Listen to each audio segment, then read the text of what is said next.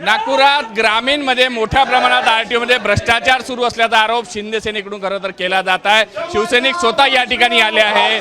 खरं तर हे मंत्रालय सुद्धा शिवसेनेकडेच असताना अशा पद्धतीने गंभीर आरोप होत आहे।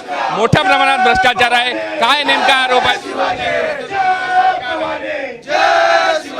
नागपूर आरटीओ कार्यालय, प्रादेशिक परिवहन कार्यालय नागपूर ग्रामीण, ह्या आरटीओ इकडे जे विजय चव्हाण आहेत त्यांनी 2 अधिकारी असे पोचलेले आहेत। त्यांचं नाव मोटर वाहन निरीक्षक कलबीर कलसी आणि मोटर वाहन निरीक्षक हेमंत सोलनकर यांच्याद्वारे ते आपल्या ड्युटी करत नाही आहेत। ते लोक ड्युटी करत नाही। मागच्या 1 वर्षापासून त्यांची फक्त चेकपोस्ट आणि फ्लाइंग स्क्वॉडमध्ये ड्युटी लावण्यात येत आहेत। ते वसुली करत आहे। आम माणसाला 20-20, 25-25 हजारचा चलान देत आहे। त्यांना इन्स्पायर करत आहे की तुम्ही पुढच्या वेळी एंट्री टाका। हा इन्स्पेक्टर कलबीर कलसी त्याची लिस्ट आम्ही घेऊन आलो आहोत। हे बघा, हे 10,000 हे गाडीची लिस्ट आहे ज्याच्यामध्ये आरटीओ एंट्री म्हणजे याले जर ही गाड्या ओव्हरलोड राहिला आहे हे वाहन, ते ह्या ओव्हरलोड ते त्यांच्याकडे डाटा असतो मोबाईलमध्ये आणि तो म्हणजे एका गाडी करून जर ती कल्प्रिट भेटली तर त्या गाड्याकडून कमीत कमी 2.5 लाखाचा रेव्हेन्यू हा प्रशासनाला भेटतो।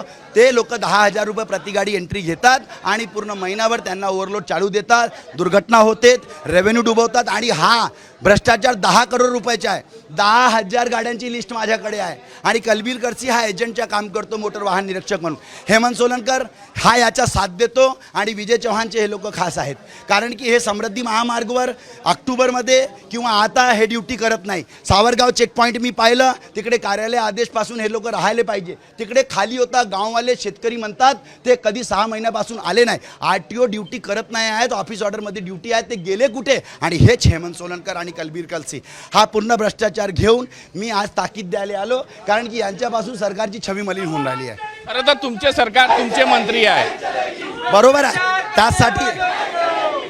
त्यासाठी हा शिवसैनिक इकडे आलेला आहे कारण की आदरणीय प्रताप सरनाईक साहेब एवढं छान काम करत आहेत आणि टॅक्सी ऑटो परमिट असेल, टॅक्सी परमिट, वारकऱ्यांच्या घरांपर्यंत बसेस सेवा असेल किंवा रस्ता सुरक्षा पथक असेल, एवढा उत्कृष्ट काम करून हा नालायक अधिकाऱ्यांच्यामुळे हा डिपार्टमेंट बदनाम होत आहे। विधानसभेमध्ये विपक्षांना हे लोक मुद्दे आधे अधुरे देत आहे आणि हे मलिन करू देणार नाही आम्ही सरकारची छवी ह्या नालायक अधिकाऱ्यांमुळे, म्हणून आम्ही इकडे आलो।